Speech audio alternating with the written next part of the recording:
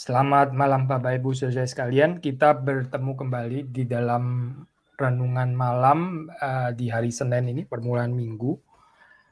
Kita membuka satu bagian firman Tuhan, mari kita membuka dari Roma pasal yang ke-13. Kita membaca Roma pasal 13, kita membaca ayat 8 sampai dengan 14. Roma 13 ayat 8 sampai dengan 14. Mari kita membaca bagian ini.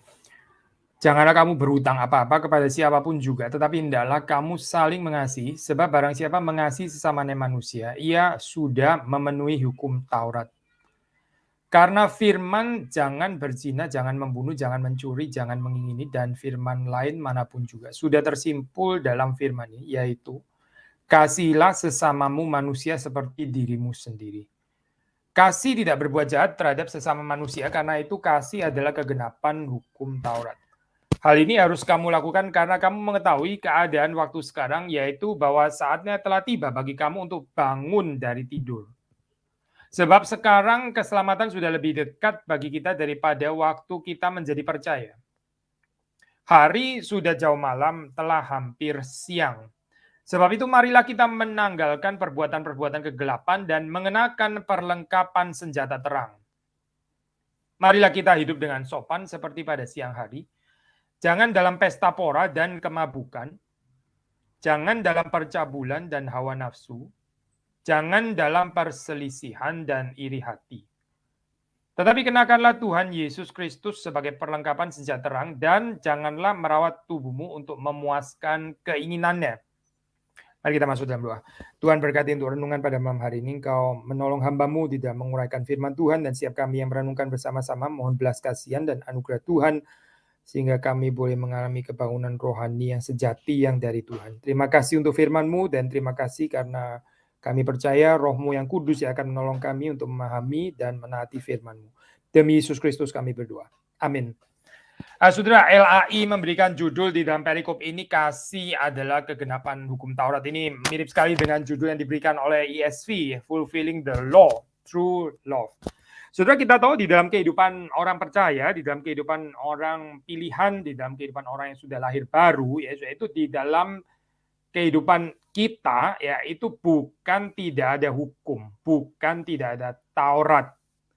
Memang waktu kita bicara tentang justification, waktu kita bicara tentang pembenaran, pembenaran itu terlepas, yaitu apart from the works of the law, itu terlepas dari perbuatan atau melakukan Taurat, ya.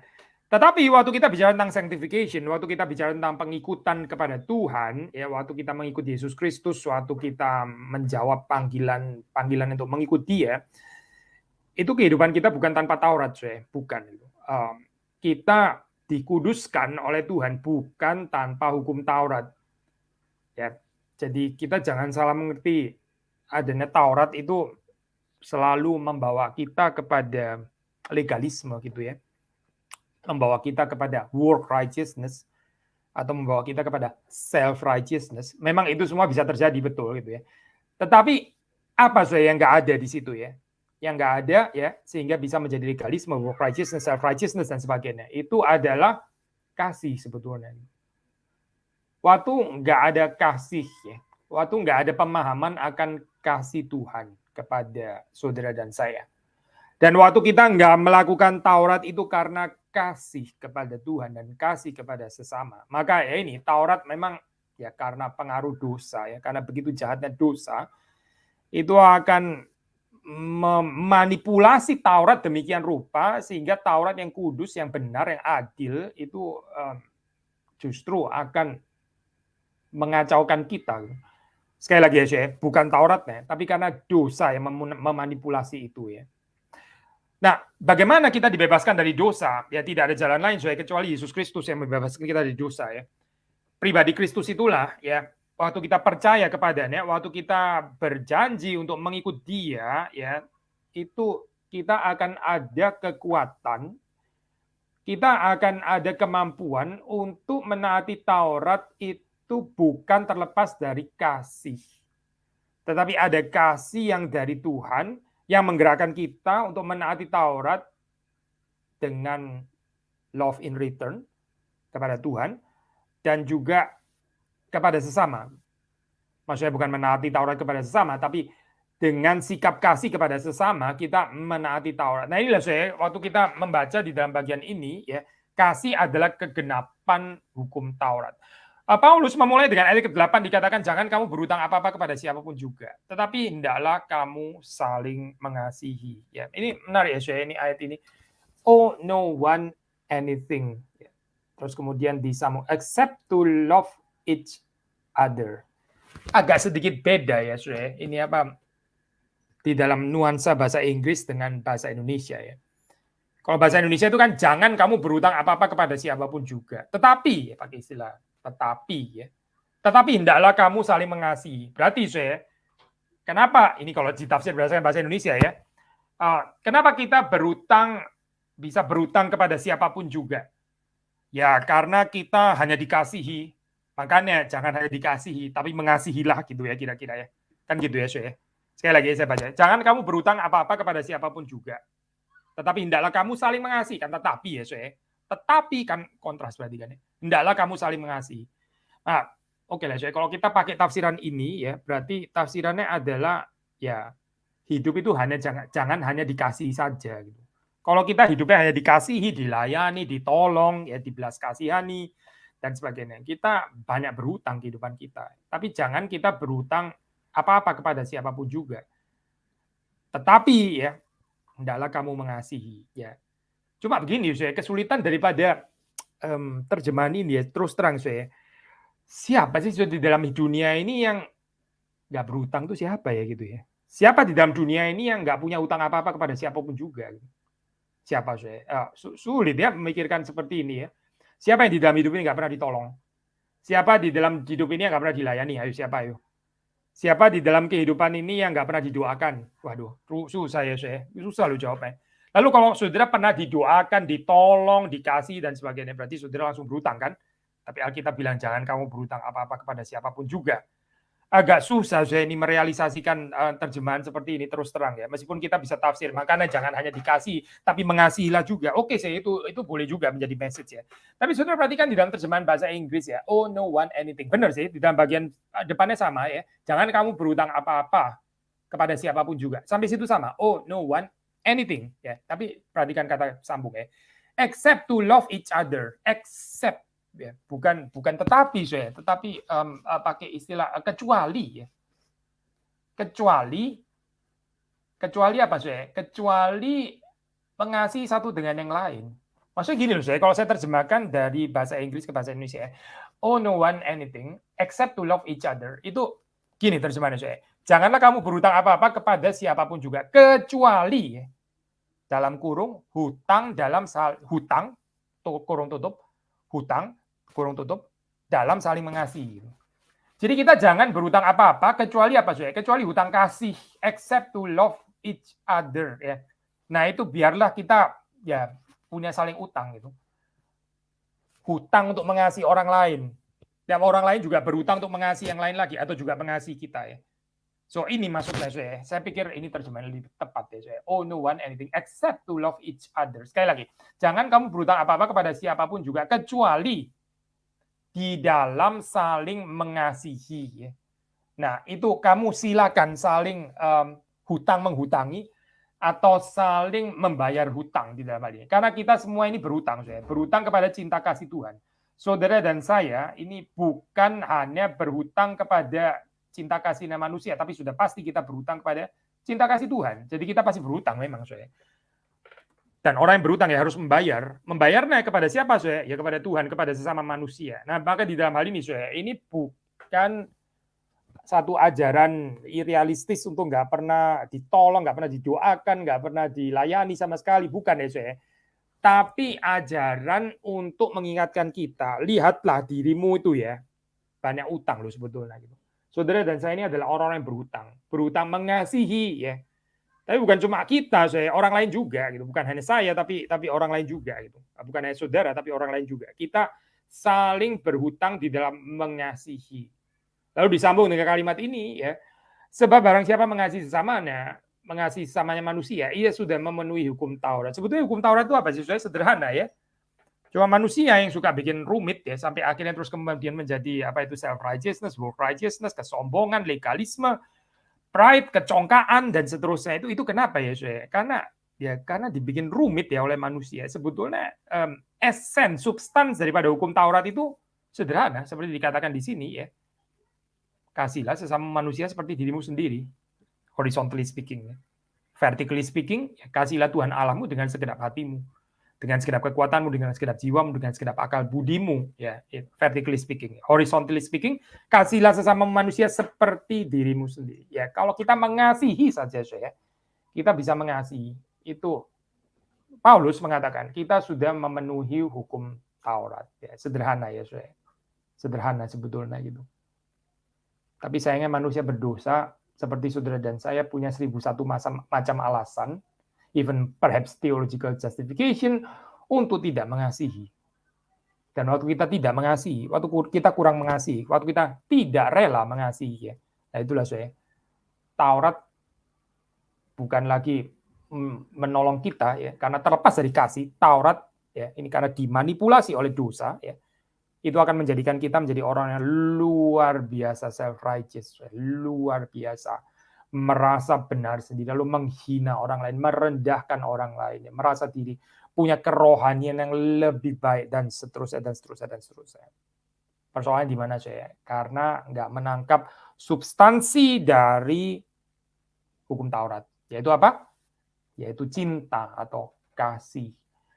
Barang siapa mengasihi sesamanya manusia, ia sudah memenuhi hukum Taurat. Sebenarnya orang yang dikuduskan oleh Roh Kudus di dalam ketaatannya kepada Taurat, seperti Yesus Kristus menaati Taurat secara sempurna. Maka saudara yang dikuduskan di dalam Yesus Kristus, saudara dan saya juga dibawa ke dalam ketaatan hukum Taurat itu. Apa esensi daripada hukum Taurat sekali lagi? Ya ini, goalnya itu apa? Telos itu adalah kehidupan yang mengasihi. Maka kita waktu berurusan dengan hukum, ya, berurusan dengan ajaran-ajaran, berurusan dengan perintah-perintah Tuhan. Tapi kalau itu tidak membawa kita lebih mencintai, kalau tidak membawa kita untuk lebih mengasihi, ya itu berarti kerohanian kita sudah gagal total sebetulnya. Dan agama itu bahkan menjadi racun ya di sini ya. Bukan menjadi sesuatu yang memerdekakan, bukan menjadi sesuatu yang menolong kita untuk lebih dekat dengan Yesus Kristus, tapi malah makin jauh dari Yesus Kristus. Makin berurusan dengan hukum Taurat, ya, makin berurusan dengan perintah-perintah agama, makin jauh dari Yesus Kristus. Ini menakutkan ya sebetulnya itu. Seperti kita sudah bahas ya, kita nggak pernah mungkin bisa overemphasize kepentingan kasih atau cinta. Ini penting sekali ya di dalam agama Kristen. Saya pakai istilah agama di sini dalam pengertian positif ya, bukan dalam pengertian negatif. Gitu.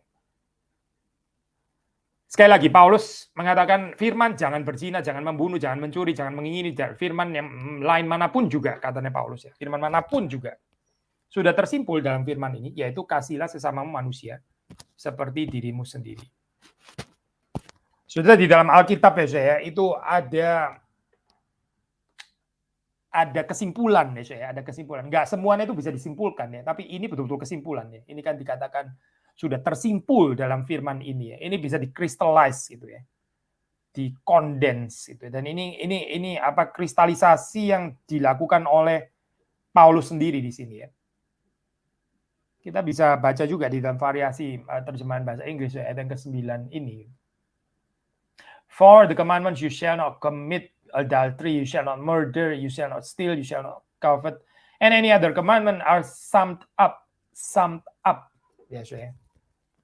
Summed up, ya, disimpulkan. Boleh nggak saya bicara tentang summary, tentang ajaran-ajaran Kristen? Boleh, ada tempatnya gitu. Nggak semuanya bisa ya memang ya saya. Kadang-kadang ada hal yang terlalu limpah, terlalu kompleks gitu ya. Kompleks dalam pengertian limpah, maksudnya bukan dalam pengertian rumit ya saya, bukan. Tapi limpah gitu. Agak susah ya kalau kita mau bikin kondensasi, kristalisasi, kesimpulan. Gitu. Tapi bagian ini, Paulus ya, digerakkan oleh Roh Kudus, dia bisa menyimpulkan ya, perintah-perintah ini, bahkan dia mengatakan firman lain manapun juga. Itu bisa disimpulkan, sudah tersimpul di dalam firman ini. Yaitu apa? Kasihlah sesama manusia seperti dirimu sendiri. Kasihlah sesama manusia seperti dirimu sendiri. Jadi kegenapan Taurat itu adalah mengasihi sesama. Termasuk mengasihi Tuhan, itu juga mengasihi sesama. Kalau kita bilang kita mengasihi Tuhan, tapi kita nggak mengasihi sesama, ya, Yohanes pernah mengatakan kalimat itu omong kosong, bohong itu ya. Orang bilang saya mengasihi Tuhan, tapi saya nggak bisa mengasihi sesama. Ya, saya nggak suka sama orang itu bohong. Saya mengasihi Tuhan. Ya. Itu kemunafikan. Itu bukan spiritualitas Kristen gitu. Itu spiritualitas yang palsu sebetulnya itu. Maka kita harus kritis ya terhadap diri kita sendiri. Jangan menipu diri, jangan menipu Tuhan. Gitu. Karena Tuhan nggak bisa ditipu saya. Sekali lagi ya, kecuali kita bertumbuh di dalam kasih kepada sesama ya, berarti kita nggak sedang bertumbuh. Mungkin kita sedang mengalami kemunduran ya. Mungkin kita bahkan menuju kepada kebinasaan. Karena dosa, memperalat Taurat, dan menimbulkan kematian di dalam kehidupan kita. Dan bukan kehidupan. Kehidupan itu apa saya? Kehidupan itu mampu mengasihi Allah dan mampu mengasihi sesama. Itulah kehidupan. Dan bagian ini saya sekali lagi ya, ini nggak bisa dipalsu oleh setan, saya nggak bisa dipalsu. Mencintai ya, mengasihi itu sama seperti kekudusan, ya. Nggak mungkin pernah bisa dipalsu oleh setan itu. Kekudusan yang sejati, ya. Kasih yang sejati, cinta yang sejati, ya. Itu nggak bisa dipalsukan gitu. Nggak ada setan bisa memberikan imitasi, itu nggak ada, saya. Nggak mungkin gitu. Karena setan itu adalah bapak segala dusta, ya. Setan itu dipenuhi dengan kebencian atau seperti yang kita ini apa baca dalam bagian bawah gitu ya. Suka menimbulkan perselisihan, iri hati dan sebagainya. Itu lebih cocok dengan setan, saya. Tetapi pekerjaan Roh Kudus itu menimbulkan cinta, menimbulkan kasih, bukan menimbulkan perselisihan, kebencian, iri hati dan sebagainya. Ayat ke-10 saya, kasih tidak berbuat jahat terhadap sesama manusia, ya. Tentu ya, saya. Mengasihi sesama manusia seperti diri sendiri, berarti tidak berbuat jahat terhadap sesama manusia. Karena itu kasih adalah kegenapan hukum Taurat. Untuk kesekian kalinya saya dikatakan ini kasih. Itu kegenapan hukum Taurat. Kasih tidak berbuat jahat terhadap sesama manusia. Lalu kemudian ayat 11, nah ini menarik. Bagi saya ini menarik bagian ini. Hal ini harus kamu lakukan karena kamu mengetahui keadaan waktu sekarang. Yaitu bahwa saatnya telah tiba bagi kamu untuk bangun dari tidur. Bangun dari tidur. So, ini adalah salah satu ayat tentang kebangunan rohani ya. Karena ada istilah bangun dari tidur. Apa saya tidur di sini maksudnya? Apa yang dimaksud tidur? Lalu waktu kita bicara tentang kebangunan rohani, apa itu kebangunan rohani? Menurut Paulus ya, di dalam perikop ini ya. Apa sudah? Tidur itu adalah ketidaksanggupan mencintai. Tidur itu adalah ketidaksanggupan mengasihi. Atau kalau kita baca di dalam bagian atasnya, yaitu berbuat jahat terhadap sesama, ya. Atau di dalam bagian bawah tadi gitu ya. Pesta pora, kemabukan, percabulan, hawa nafsu, perselisihan, iri hati dan sebagainya. Ya ini saya, ini tidur. Tapi Paulus mengatakan keadaan waktu sekarang ini ya. Kamu mengetahui keadaan waktu sekarang. Saatnya telah tiba bagi kamu untuk bangun dari tidur. Kalau kamu pernah tidur, ya sudah, itu masa lampau, itu sudah belong to the past. Sekarang bangun. Bangun itu artinya apa sih? Tadi kita bilang tidur artinya apa ya? Sekarang bangun artinya apa? Ya bangun, balik lagi sih artinya. Orang yang bangun itu adalah orang yang mengasihi. Orang yang mencintai. Orang yang nggak sanggup mengasihi, apalagi dikuasai kebencian ya di dalam dirinya. Itu orang yang tidur sih. Orang yang dibangunkan oleh Roh Kudus ya, waktu kebangunan rohani itu terjadi dalam kehidupan saudara dan saya, apa yang pasti akan terjadi saya, yang nggak mungkin nggak ada, itu apa saya? Kehidupan yang mengasihi saya, kehidupan yang mengasihi. Sekali lagi ya, nggak pernah kita bisa overemphasize the importance of love saya. Love itu extremely important saya di dalam Alkitab ya, di dalam spiritualitas Kristen itu nggak bisa tidak dibicarakan. Kita bisa bicara banyak model-model pertumbuhan-pertumbuhan yang sebetulnya bukan betul-betul pertumbuhan, saya. Karena apa? Ya karena nggak disertai dengan pertumbuhan kasih. Kalau nggak ada pertumbuhan kasih, berarti saya tidak ada pertumbuhan sebetulnya. Nggak ada. Nggak peduli saudara berdoanya lebih banyak lah, saudara apa seperti cari jiwa lebih banyak, seperti saudara apalah datang ke Bible study lebih rutin lah, atau saudara waktu minggu dengerin 4 khotbah sekaligus lah. Dan seterusnya, nggak peduli apapun saya, nggak peduli saudara berdiakonial atau apa, tetapi kalau kita nggak bertumbuh di dalam cinta kasih saya, berarti kita nggak bertumbuh sebetulnya.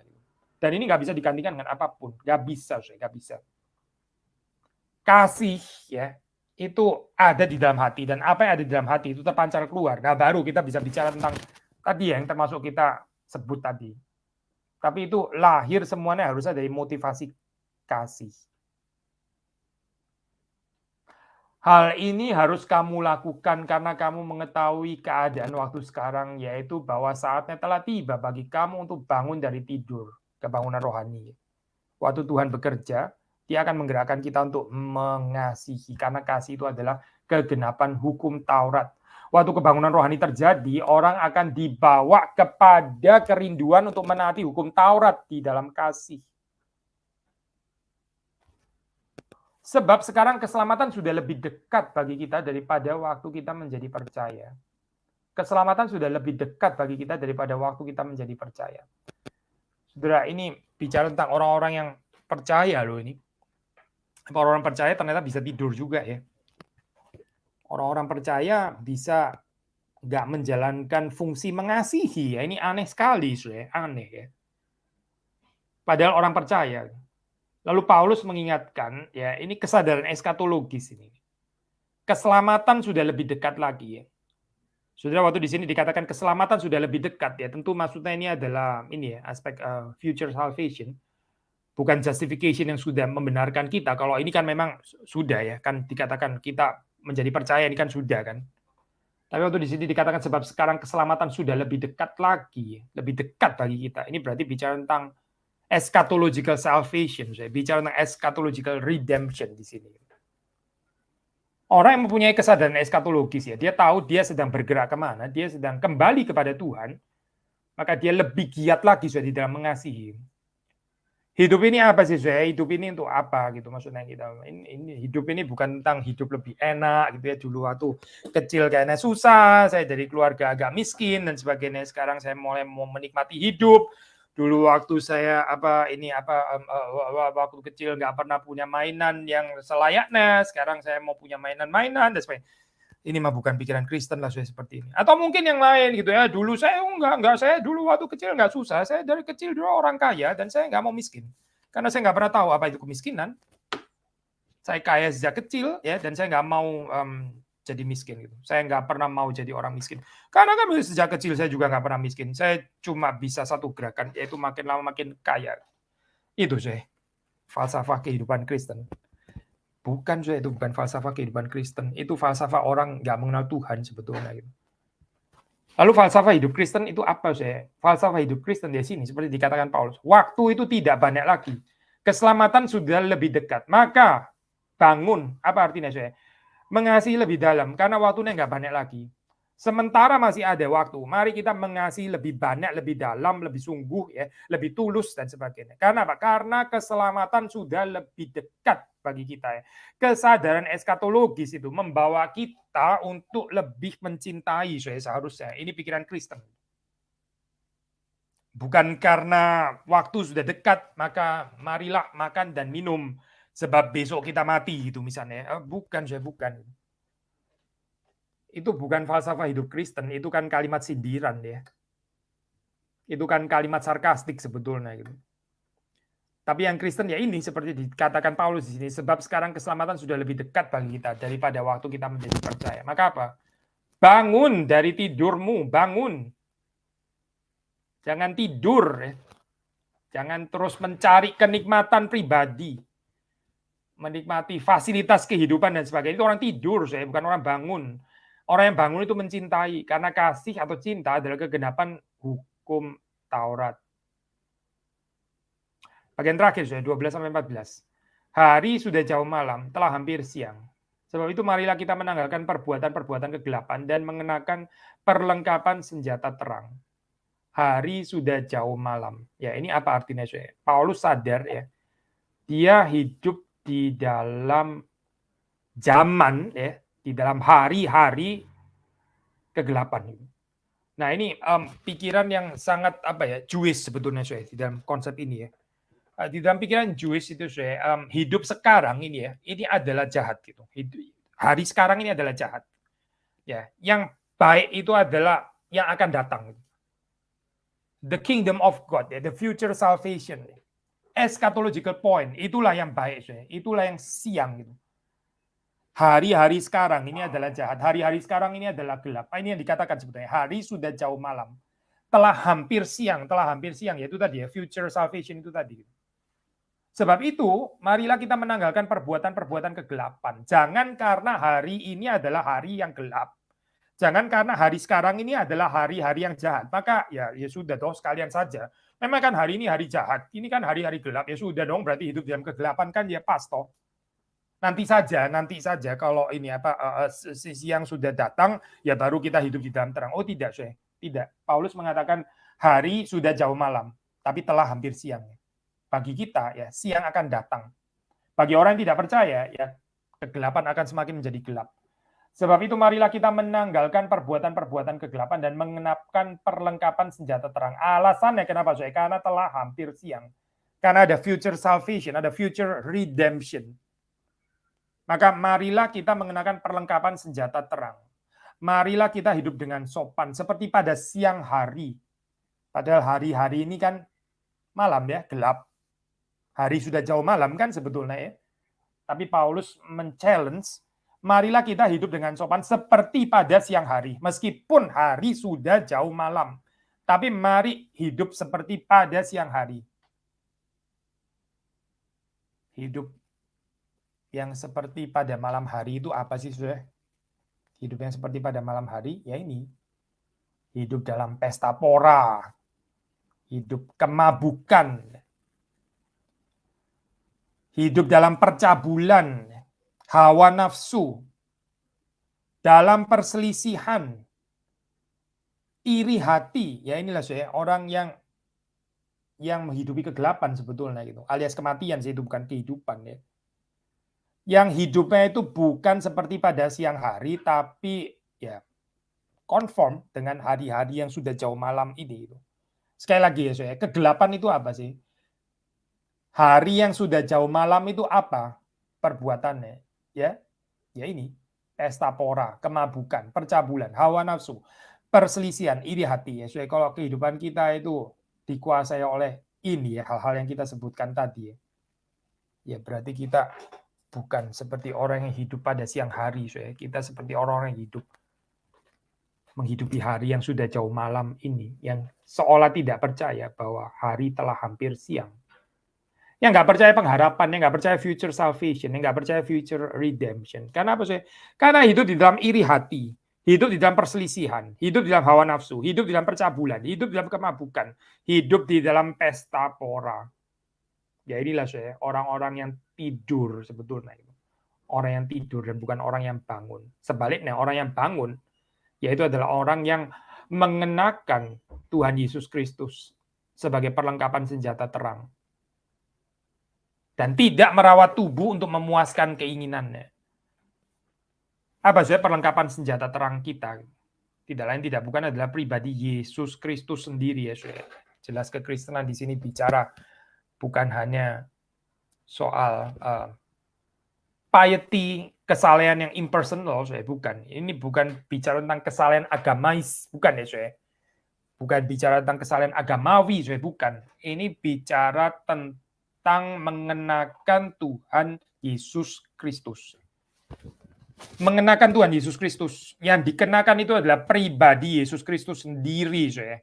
Dan Yesus Kristus adalah perlengkapan senjata terang bagi orang-orang yang bangun, bukan orang-orang yang tidur seperti menghidupi seolah-olah hari ini, bukan seolah-olah, memang hari ini adalah sudah jauh malam dan karena itu tidur saja gitu ya. Tidak, tetapi orang yang bangun hidup di dalam terang dan dia mengenakan Tuhan Yesus Kristus. Perhatikan di sini ya, saya. Kekristenan itu adalah hubungan yang hidup, relasi yang hidup dengan the living God. With a living person. Dan living person itu namanya Yesus Kristus. Ini bukan satu ajaran dunia ide, bukan. Ini bukan teori-teori doktrin yang sifatnya impersonal, yang kemudian membawa orang itu congkak dan menghina yang lain, self-righteous dan seterusnya. Bukan, bukan. Itu bukan bicara itu. Ini bicara tentang living relationship with Jesus Christ. Kalau nggak ada bagian ini, kita nggak bicara kekristenan. Bahkan waktu kita tadi mengatakan tentang kasih, kasih itu pun itu kegenapan ya. Itu di dalam pribadi Yesus Kristus. Karena barang siapa mengenakan Tuhan Yesus Kristus, dia pasti akan mengasihi. Dan kasih itu adalah kegenapan hukum Taurat. Jadi kasih pun ya di sini ya, saya kasih waktu kita bicara tentang kasih ya, itu tidak terlepas dari pribadi Yesus Kristus. Karena tanpa pribadi Yesus Kristus, ya kita nggak bisa bicara kasih, ya. Jangan-jangan ide kasih humanis gitu.